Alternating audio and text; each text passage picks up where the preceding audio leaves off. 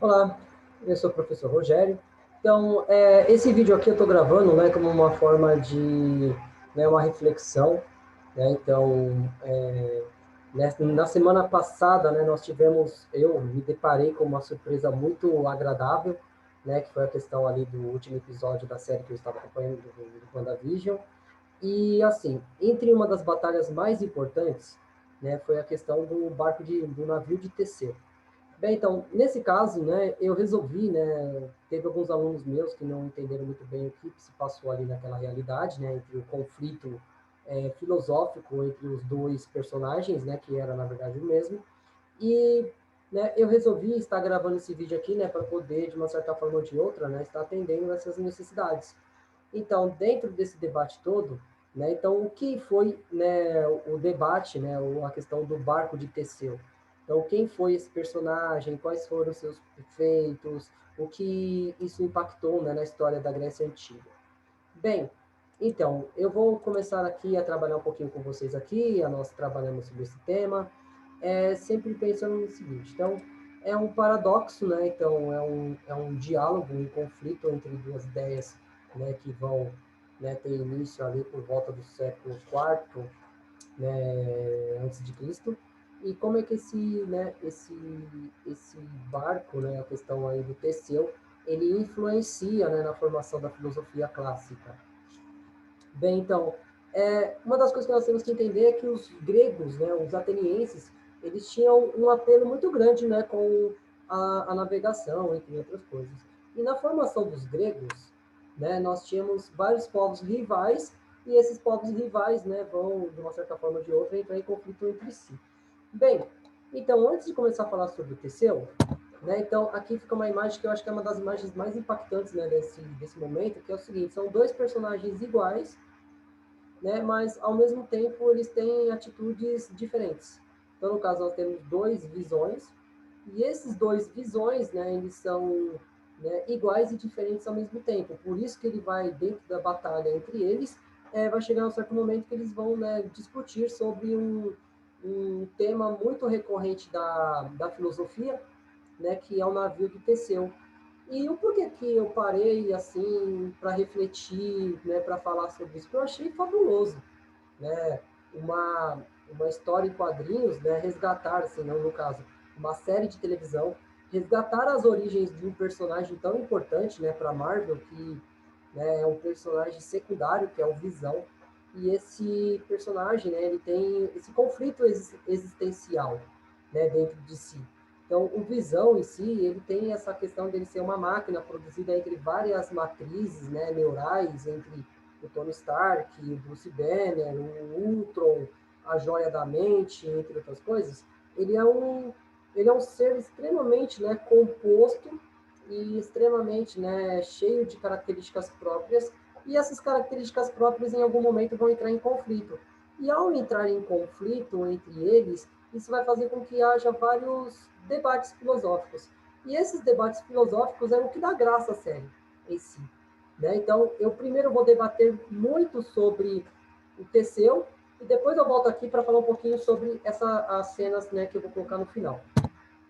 Bem, então quem foi o Teseu? Né? Então, quem foi esse herói, né, da Grécia Antiga, da Grécia Clássica? Então, quem foi esse personagem tão emblemático na história helenística, né? Levando em consideração que ele é considerado um mito, né? Ele é considerado um herói mítico na Grécia. Então, por quê? Quem é essa pessoa? Né? Por que levou né, a essa áurea, né, de mito dentro da sua realidade? Então, eu vou falar um pouquinho aqui sobre ele. Bem, então o Teseu, na mitologia grega, é um grande herói ateniense que corresponde para a Ática ao que o dórico Heracles, né, era para os peloponeses. Então, seu nome significava homem forte por excelência. Então, embora não haja registros históricos que provem, né, indiscutivelmente a sua existência, né, então Teseu existiu. Alguns historiadores supõem que ele governou Atenas entre 1234 a 1204 a.C., como, né, consta na lista tradicionais dos reis atenienses, conforme cálculo de Jerônimo de Estridão.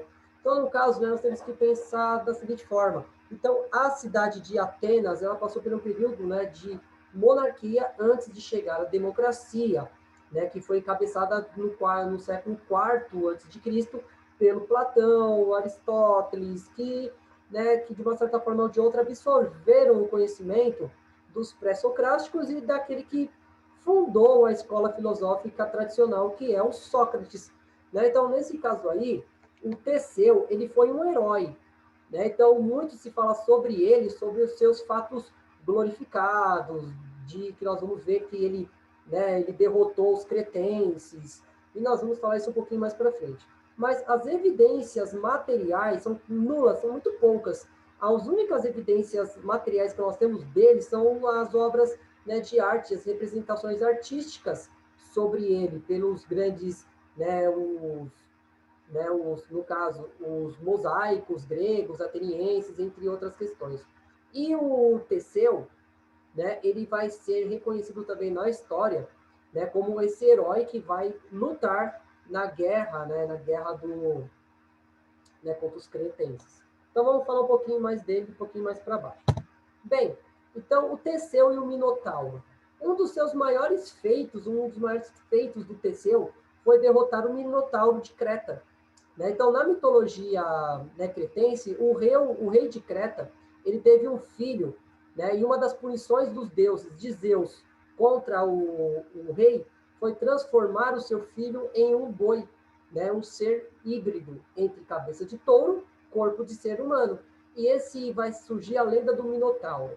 Né? Então, a lenda do Minotauro que nós vamos discutir, né, um pouquinho mais para baixo. Bem, então, para combater o touro de Creta, foi enviado anteriormente por Egeu, jovem Androgeu, né, que era filho, né, de Minos e de sua esposa, né, Pacífea, né? Então, os reis de Creta. Dizem que por motivo de inveja pelo desempenho do jovem nos Jogos de Atenas, então, no caso, Zeus, né? Então, como o jovem pareceu tanto matar o touro, né? Então, o seu pai Minos resolveu fazer uma guerra contra Atenas, na qual saiu vencedor. Uma variante do mito da morte de Androgeu, por motivos políticos, foi este, que teria unido, no caso, né, os Palantídas, né, que eram inimigos de Egeu. Então, Minos, né, então, rumou a Megara, que é a poderosa esquadra, e logo partiu para cercar Atena.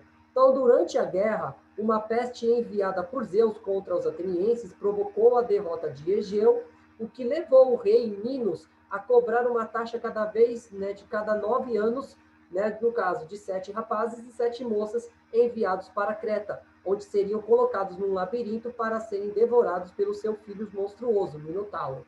Então, nessa terceira remessa de jovens, o Teseu estava presente e resolveu, né, intervir no problema.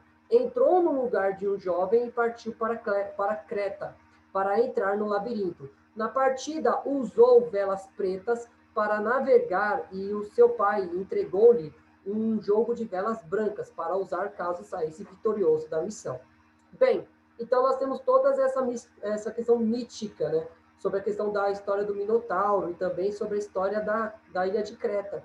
Né? Levando em consideração que Atenas, ela no meio da sua formação, ela nutria muita rivalidade com a ilha de Creta.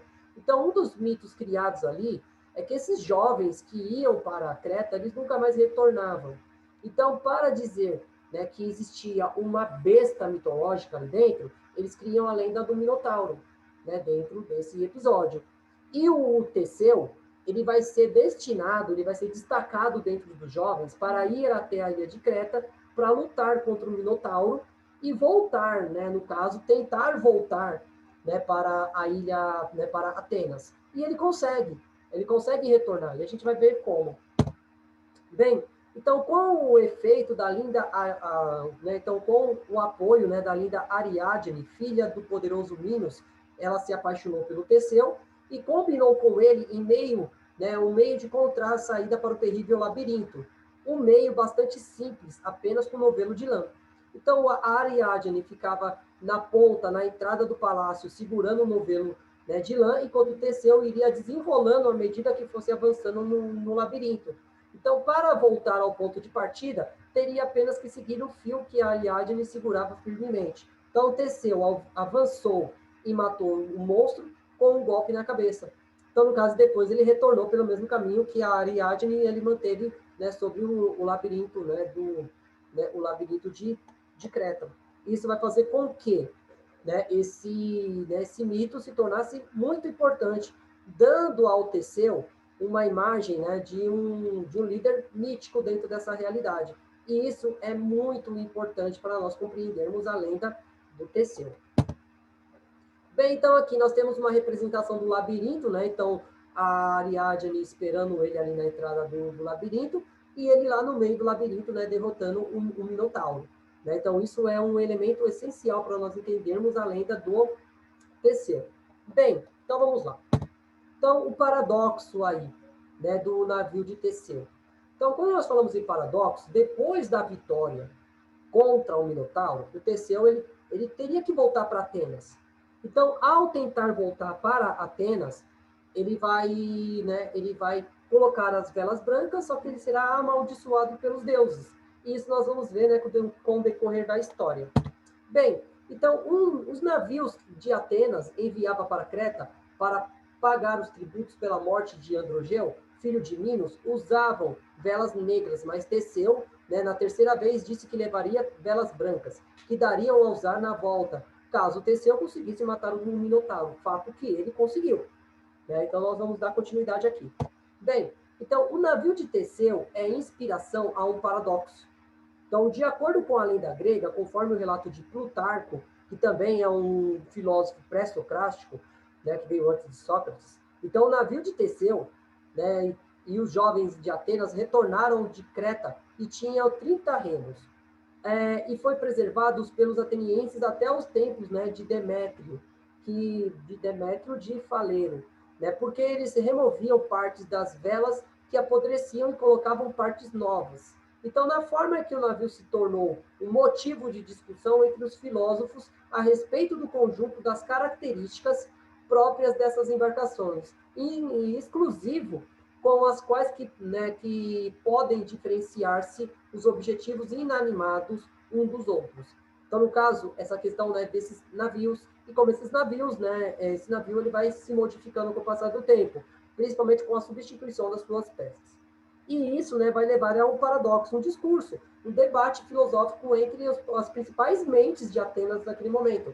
E isso, né, vai predominar muito tempo nesse debate, se o navio de Teseu era mesmo o navio de Teseu ou já era um novo navio de Teseu. Bem, então nós vamos continuar aqui. Então, existem duas versões, uma versão simples e uma versão cada vez mais elaborada. A versão simples, ela é como se fosse uma equação matemática, ou seja, o A é igual ao navio de Teseu que começou a viagem. O B é o navio de Teseu que terminou a viagem. Então, a questão não é apenas se A é igual a B. Suponha que Teseu havia deixado uma peça original no barco A no barco B. Uma peça do A é suficiente para fazer o A idêntico ao B? Se não seria idêntico ao B, e supostamente que ele havia deixado duas peças como ponto inicial, então onde devemos desenhar a linha de identidade do barco? Né? Então, no caso, se o barco ele tem todas as peças modificadas, mas tem apenas alguns resquícios do barco antigo, será que ele continua sendo o mesmo barco? Então, o barco A, ele continua sendo o barco B? Então, o debate é exatamente esse. Se a essência ela continua sendo a mesma, mesmo que a maior parte desse objeto ele não seja mais o original. Nós podemos traduzir isso para o homem. Será que o homem mais velho, com a sua mudança, com as suas mutações, com as suas modificações, tanto na parte física, tanto na parte intelectual, ela vai fazer com que ele seja o mesmo homem? Né? Então, eles começam a discutir sobre isso. E isso vai levar a várias perguntas. No caso, o barco é o mesmo, não é o mesmo? Então, isso durou durante muitos séculos, né? Esse debate, né, fervoroso. Se o barco de Teseu era realmente o barco de Teseu. Bem, então vamos continuar aqui. Então, a versão mais complexa, ela é igual à versão simples, mas com a adição, né, seguindo o Teseu, havia um outro barco, que era chamado de o Carniceiro, que pega as partes que Teseu atirava ao mar e a utilizava para se reconstruir. Então, o Carniceiro chega ao porto, né, o Carniceiro que chega ao porto é um navio que se compõe principalmente das partes que compunham o barco de Teseu, né, no começo da viagem. Então, ele aporta a doca, o seu navio ao lado, ao navio de Teseu, e ele aportou. Então, no caso, nós temos um paradoxo aí. Então, ele vai acrescentar uma certa possibilidade, uma certa hipótese. Se no meio do caminho, o Teseu ele iria atirando as peças no mar. Então, uma peça que não servia mais para a embarcação, ele atirava ao mar. Então, como esse navio que ia acompanhando o navio de Teseu, ele iria recolhendo essas peças. Será que ao se reconstruir, ao se compor com essas peças, o navio que vinha acompanhando o barco de Teseu, ele vai ser o barco de Teseu ou uma nova embarcação? E assim vice-versa, né? Transformando esse debate um pouco mais acalorado com o passar do tempo. E isso vai, né, sendo cada vez mais debatido e discutido. Bem, então, uma versão complexa da origem de dezenas de perguntas e análises sobre a identidade de ambos os navios, que buscam uma resposta que forneça um conjunto de condições necessárias e condições suficientes para a identidade do navio de Teseu e do navio do Carniceiro. Então, no caso, né, vou criar a questão desses dois navios, né, que são dois navios ao mesmo tempo diferentes, mas ao mesmo tempo igual, porque a essência dos dois é a partir de um navio anterior. Então, o navio de Teseu, ele deu a base para duas novas identidades, no caso, o Carniceiro e o navio que o Teseu voltou para casa. Mas, quando eles aportam no porto, eles eram o mesmo? Então, fica aquele debate. Então, mesmo aquele navio que estava lá no museu, né, que estava lá sendo protegido pela aristocracia ateniense, então, quando ele sofre algumas alterações por conta do desgaste do tempo, ele continua sendo um navio de Teseu ou ele vai ser um novo navio, uma nova embarcação, uma nova realidade? Então, dentro desse debate, que começa a originalizar esse tipo de conversa. E depois disso aí, né, nós temos duas teorias importantes para discutir esse tema. No caso, a primeira é a dúvida de Thomas Hobbes. Então, Thomas Hobbes, ele é um dos filósofos mais importantes, né, da Idade Moderna, né, então ali entre o século XIV e XV, e o Thomas Hobbes ele é um dos pensadores mais importantes para a formação do Estado moderno. E ele, no princípio da sua dúvida, da teoria da dúvida, ele vai começar a discutir essa obra do teorema, assim, do paradoxo de Teseu, para tentar explicar isso tudo.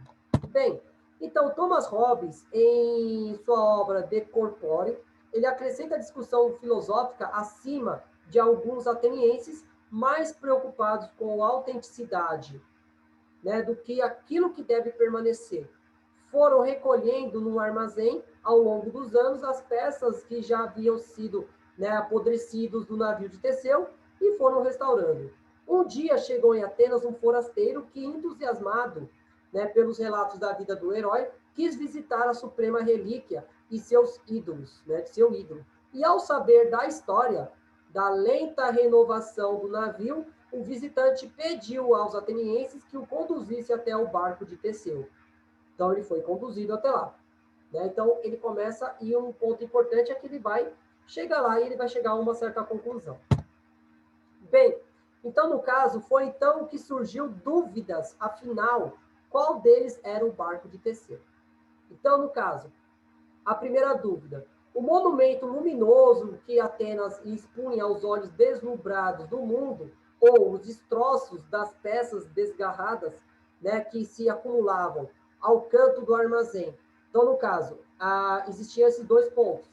Então, o barco que ele foi remontado, ele foi restaurado, e as outras partes que foram descartadas, foram colocadas ao lado, menosprezadas pelos artesãos, pelos marceneiros. Então, nesse caso, nós temos que pensar o seguinte, é apenas preservar o novo, ou você descarta as partes mais antigas? Então, você valoriza aquilo que tem um valor físico ou não, a sua mera experiência.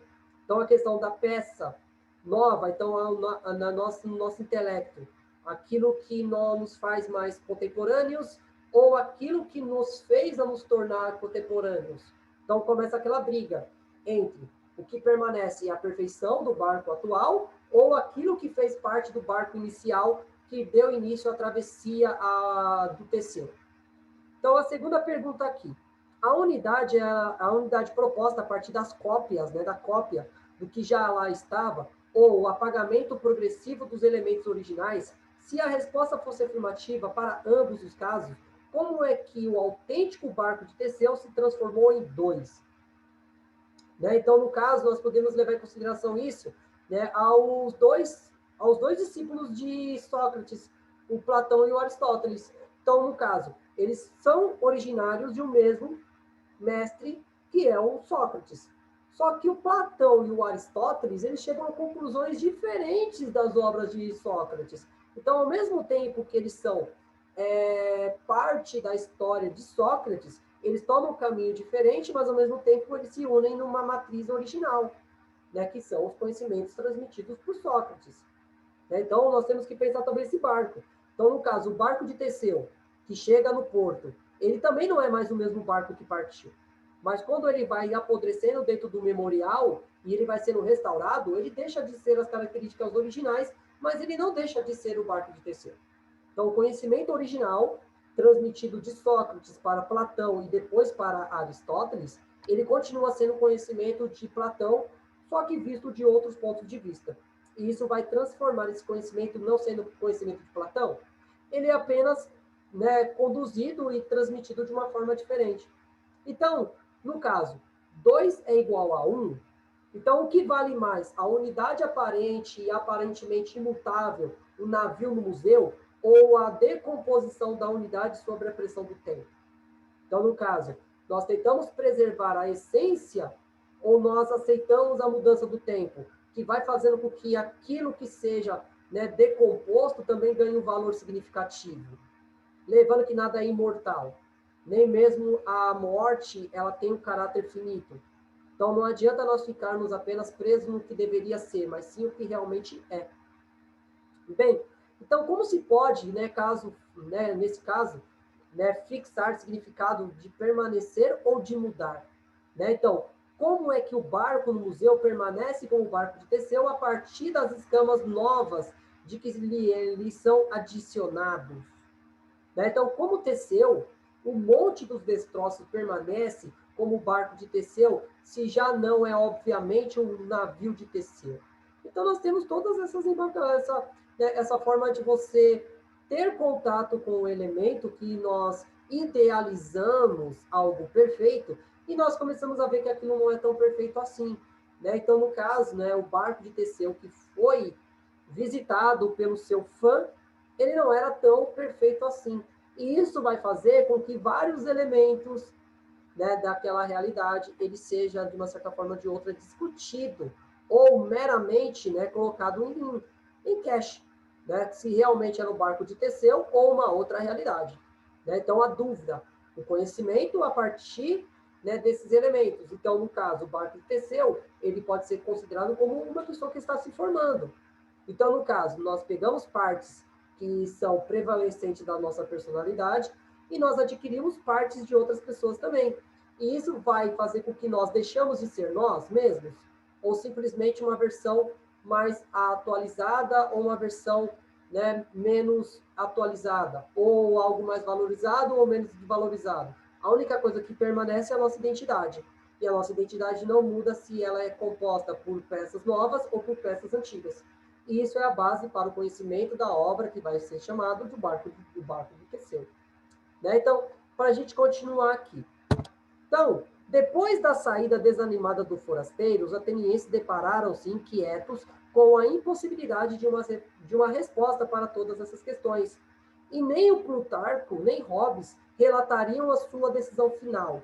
Então, no caso, não há uma definição, não é algo definitivo, né? Não é algo que põe o ponto final e ponto acabou. Então, a questão, o debate continua permanentemente. Então, a questão da busca da identidade. Né? A identidade ela se transforma com o passar do tempo. Então, não tem uma resposta final. Então, nós temos várias versões sobre o mesmo ponto de vista. Sempre bom relatar sobre isso.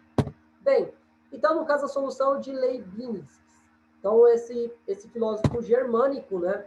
Então, ele, para resolver a discussão, ele usa uma equação matemática, né? Sobre a visão de dúvida, né? De Hobbes. Então, surgindo isso, ele vai afirmar o seguinte: x e x é o mesmo que y. E se apenas x, né, e y têm as mesmas propriedades, as relações assim, tudo que é verdade para x também é verdadeiro para y e vice-versa, né? Então, isso bugou, deu tela azul na cabeça da maioria das pessoas, inclusive mente na minha. Porque se você pegar essas expressões matemáticas, nós entramos muito no triângulo, né, no quadrado, né, da retórica de Aristóteles. Né? Então, a partir, né, de premissas positivas, nós só podemos chegar a afirmações positivas. Então, premissas negativas e positivas, elas podem gerar a discursos, né, no mínimo duvidosos. Então, nesse caso aí, nós vamos detalhar um pouquinho mais para baixo. Bem, então, se nós formos aplicar essa lei, então, para o problema filosófico do navio de Teseu, B é o mesmo que A, se apenas B e A têm todas as mesmas propriedades em relação. Então, se eles têm as mesmas características, se eles têm os mesmos elementos ou a mesma essência dentro daquela realidade. Então, o navio agora no porto tem a mesma propriedade em relação ao navio que estava no porto de 50 anos atrás? Então, podemos tentar dizer, claro que não. Ele tem muitas propriedades diferentes. Mas e a essência? A áurea, né? A aura que emana desse corpo, desse ser, desse barco, permanece a mesma, mesmo ele tendo se transformado fisicamente? Né? Então, nós temos que levar em consideração tudo isso. Então, eles não podem ser o mesmo navio. Será que isso soa conveniente? Então, para responder essa pergunta, vamos considerar a propriedade. Então, contém o mastro número 1. Então, o mastro número 1 é um dos mastros que o navio original de Teseu tinha. Né? Então, diferentemente, tinha essa propriedade, mas o B não é tão assim equipado. Mas tem o mastro número 2 em seu lugar. Então, aqui resulta que B deve, portanto, ser diferente de A, porque ele não tem o mesmo mastro ou a mesma disposição do mastro, criando algumas diferenças ou algumas particularidades entre si. Mas isso torna diferente ou torna não sendo o barco de Teseu? Né? Então, são perguntas que nós devemos sempre levar em consideração, né? Porque a parte física, muitas vezes, ela pode não alterar a parte, né, essencial do barco. Bem, então muitos filósofos se opõem veementemente a esse ponto de vista, porque se esse argumento funciona, então qualquer propriedade que mudou desde a última vez que se olhou para uma coisa significaria que a coisa não existe mais, e há uma coisa nova em seu lugar. Então vai existir uma coisa nova no lugar do navio de Teseu, né? Mas ele deixa de ser o barco de Teseu? Então, eu sou que nem o Thomas Hobbes. Né? Eu não ponho frases finais dentro dessa equação, mas sim novas perguntas, novas indagações. Então, será que o barco de Teseu, ele é a mesma relação dentro desse contexto? Né? Será que os dois, eles carregam dentro de si a mesma essência, mas ao mesmo tempo coisas diferentes? Né? Então, são coisas que nós devemos levar em consideração. Bem, então aqui, né, nós temos essa questão dessa reprodução do barco do Teseu e, né, esse paradoxo sendo transferido para essa imagem. Então, no caso aqui, né, os dois visões, então eles são, no caso, o visão branco, que ele é o corpo preservado do visão, sem a joia da mente, que foi tirada, né, pelo Thanos no filme. Né? Então, com isso, ele permanece uma grande parte dele intacta. E, do outro lado, o Visão que foi idealizado pela Wanda, incluindo a Joia da Mente, que a Wanda tinha alguns vestígios da Joia da Mente no seu interior. Mas será que só isso faz com que o Visão colorido ele não seja o Visão? E o Visão branco, mesmo com as suas memórias ainda não abertas, mas ainda existe a sua essência dentro dele, ele deixa de ser visão? Então, essa cena aí é uma cena muito impactante, principalmente se nós formos levar em consideração, quando eu vi os dois falando, eu fiquei meio assim, meio pasmo, né? Como é que isso leva muito para a nossa realidade hoje, né? Que hoje nós estamos muito resolvendo as nossas rusgas, os nossos conflitos internos e externos pelo modo da violência. Mas um debate filosófico, ele é muito mais vantajoso do que um debate violento. Então, no caso, eles resolveram as suas diferenças ressaltando esse ponto de vista. Então, será que o visão branco, ele não é mesmo o visão ou o visão colorido, que ele não tem nada das partes originais, né, do visão branco, ele não é considerado visão, porque a única coisa que existe nele são as memórias nutridas pela sua amada que teve ele perdido em um trágico ato. Então, aí fica aquela pergunta. E quando um resgata a memória do outro, ele chega a essa conclusão. Que, na verdade, ele diz, eu sou visão. Se nós formos levar em consideração o barco. Só que o barco ele não tem essa consciência de chegar e dizer, eu sou o barco de Teseu. Mas ele pode significar que, mesmo que ele esteja totalmente alterado, totalmente modificado, ele ainda continua sendo o barco de Teseu, né? Enquanto o outro, que teoricamente ele é só a memória, só as partes afetivas mais importantes, ele também pode ser o visão. Por quê? Porque ele carrega dentro de si tudo aquilo que se imagina, tudo aquilo que é nutrido do sentimento, da parte mais singela, né, do que era esperado dele. Então, nesse sentido, ele continua sendo o visão, mesmo não tendo nada das partes originais. Então, e nesse sentido, eu acabo aqui o vídeo.